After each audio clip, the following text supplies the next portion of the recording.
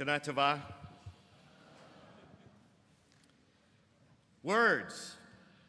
Words are perhaps the most important inventions of humanity. All of the advances in science and medicine have been made possible because we can use words to communicate to each other our own observations and discoveries. Each new revelation can be written down in words and preserved for future generations, adding another rung on the ladder of scientific progress. We have used words to tell stories. Sometimes these stories are fictions and fantasies, myths of great heroes overcoming harrowing obstacles to accomplish great victories and achievements. These stories inspire us to have courage, to be loyal, to have determination.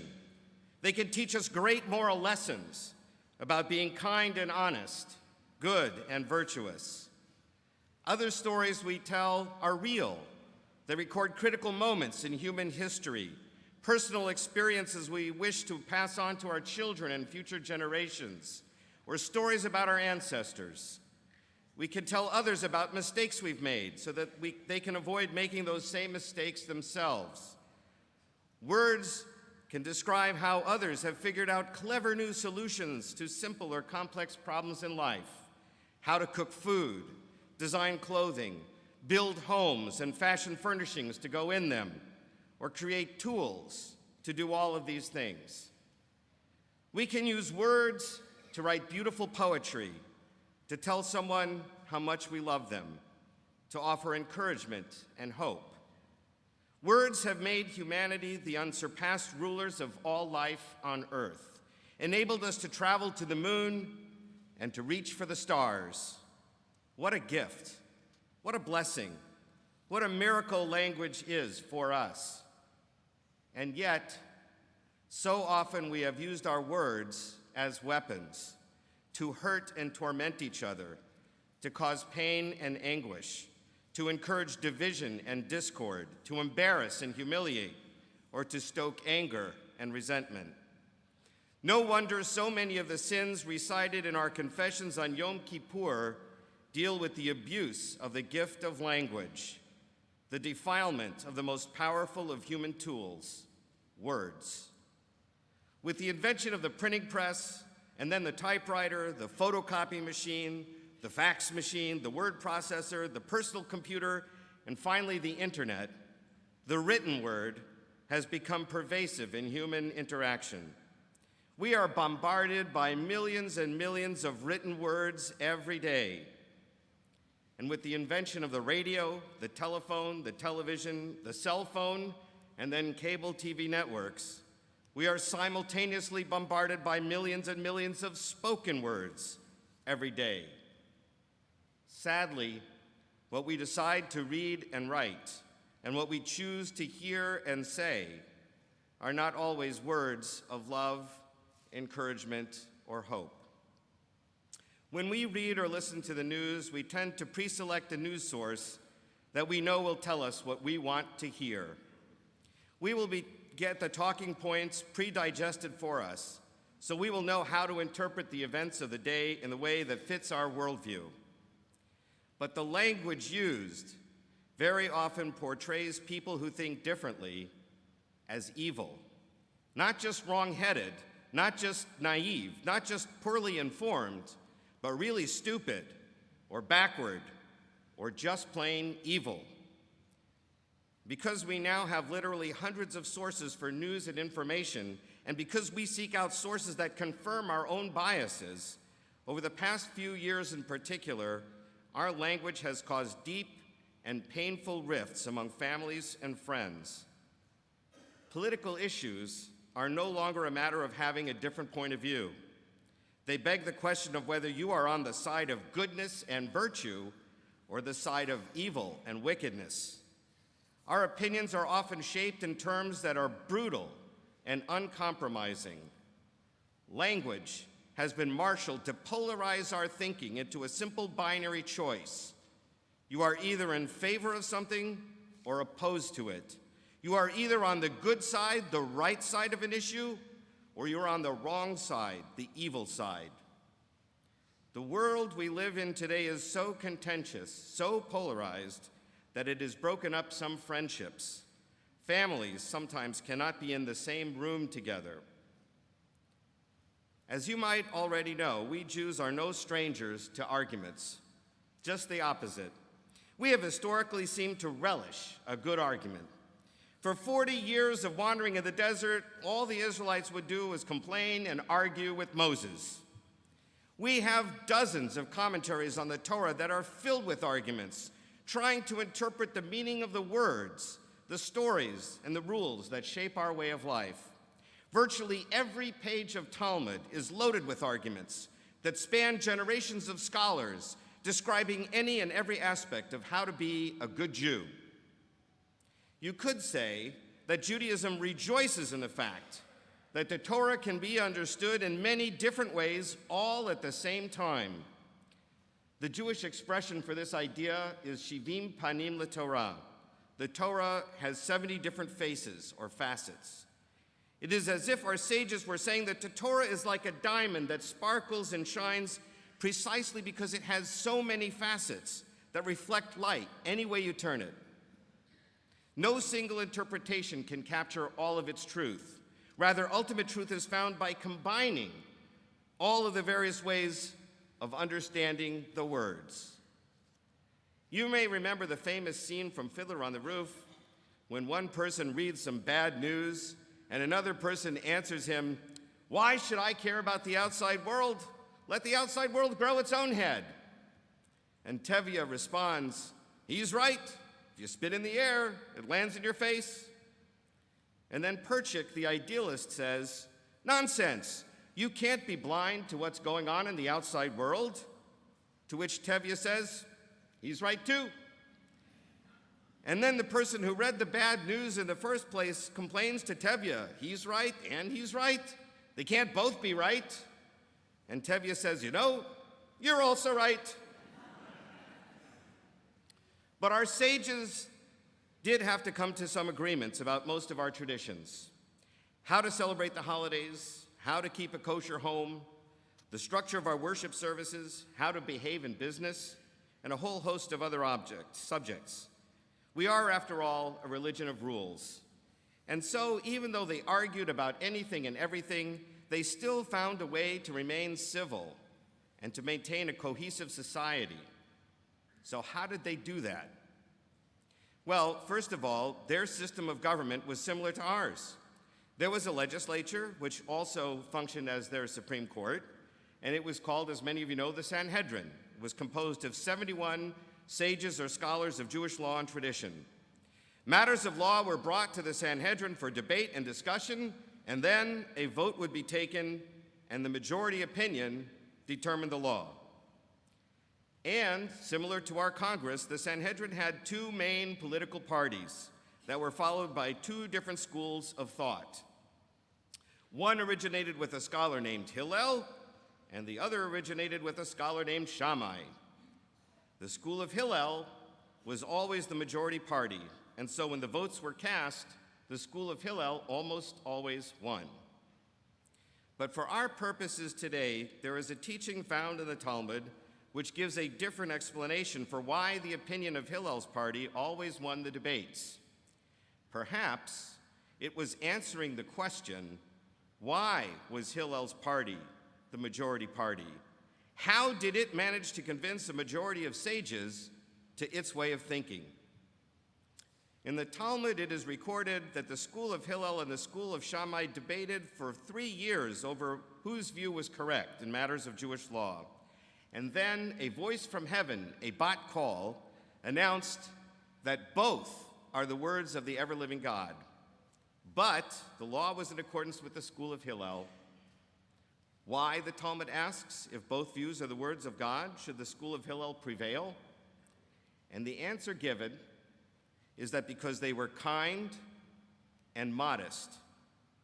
They studied both their own position and the position of the school of Shammai.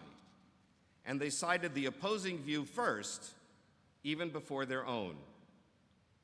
From this passage, we learn 6 valuable lessons about how to maintain a civil conversation with people who disagree with us, And perhaps these lessons will also help us to be more persuasive and attract more people to our point of view.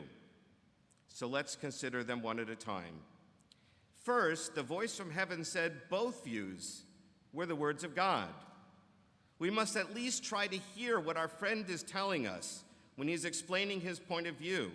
There's almost always at least an element of truth in what he is saying, and we must first listen carefully to the message and try to understand that kernel of truth beneath it, even if we disagree about the conclusion.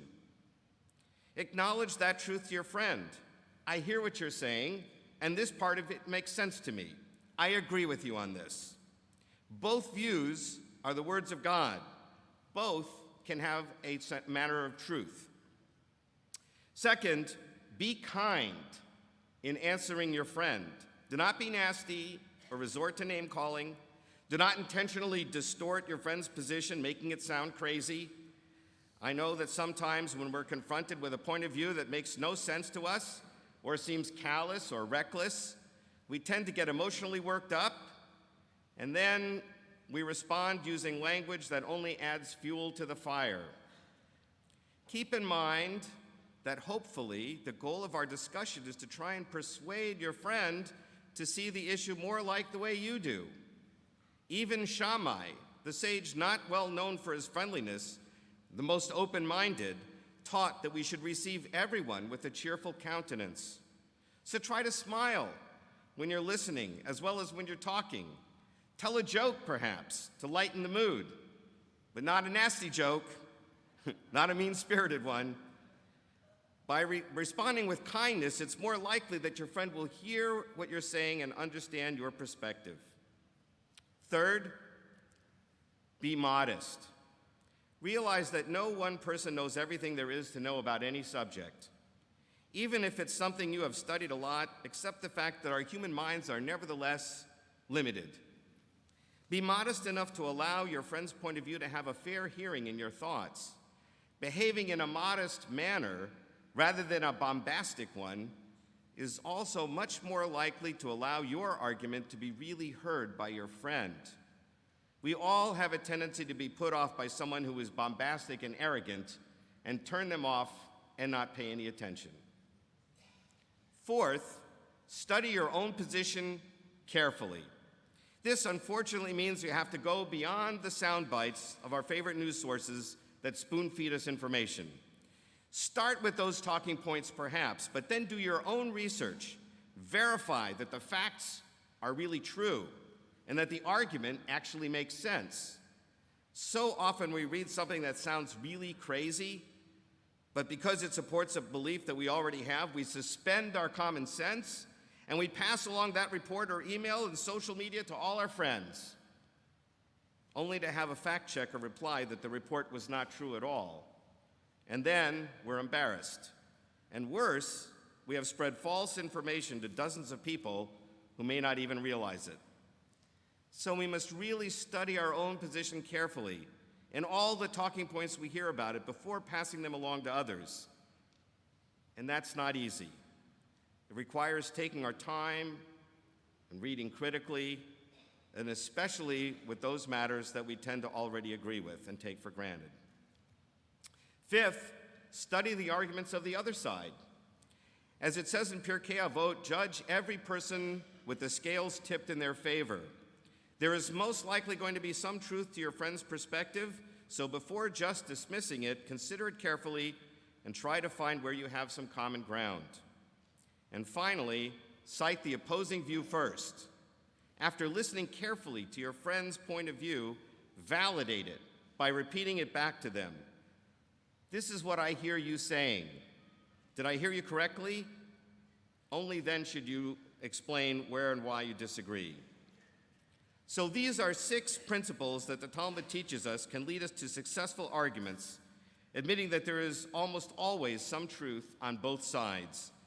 Being kind to those we disagree with, being modest in how we understand and present our opinions, studying the argument of the other side as well as the arguments on ours, and really listening to our friends and repeating their position before we offer our own. But to these I would add that we must always recognize the humanity of everyone. The first and most fundamental teaching in our Torah is that all human beings are created in the divine image, and for that reason alone, they are worthy of being treated with dignity and respect. Even when we disagree on important issues of the day, we need to treat our friends and family with dignity and respect.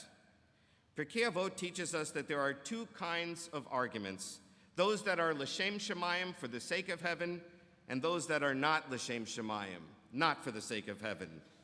Those that are l'shem shamayim have enduring value, while those that are not are worthless and of no consequence.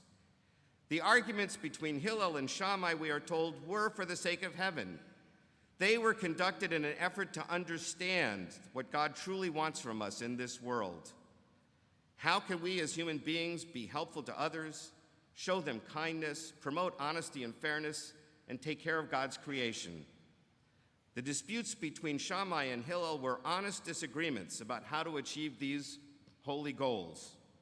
These arguments had enduring value. But the arguments of the demagogue Korach, on the other hand, who sought only wealth and power for himself, was not an argument for the sake of heaven. It was worthless and of no lasting consequence. His arguments died with him in the wilderness. And so it is today. The purpose of having arguments about issues of policy should not be to berate or humiliate the other person, nor should it even be to lord it over our opponents with our brilliance or our arrogance, nor should it be to vent our anger and frustration, though sometimes we're tempted to do that. Those are arguments that our tradition would say are lo b'shem shamayim. They're not for the sake of heaven. They are worthless and should be disbanded. Rather, the purpose of debating issues of policy today should be to try and achieve an understanding with each other, and hopefully a compromise where we strive to make our community, our country, and the world a better place. If you want to win arguments, to change hearts and minds, you need to understand first where your friend is coming from, and you need to follow the steps that the school of Hillel took in making their case. As I noted before, we are literally assaulted with hundreds of political messages every day, in emails, on television, the radio, the internet, even from coworkers, family members, and friends. The rhetoric, unfortunately, in many of these messages is often shrill, extreme, and even hateful. Sometimes we might rush to pass along these messages to all our friends in the electronic cyberland of modern media. But we really owe it to ourselves to stop, take a deep breath, and think about the message, how it is being conveyed. Is it reasonable?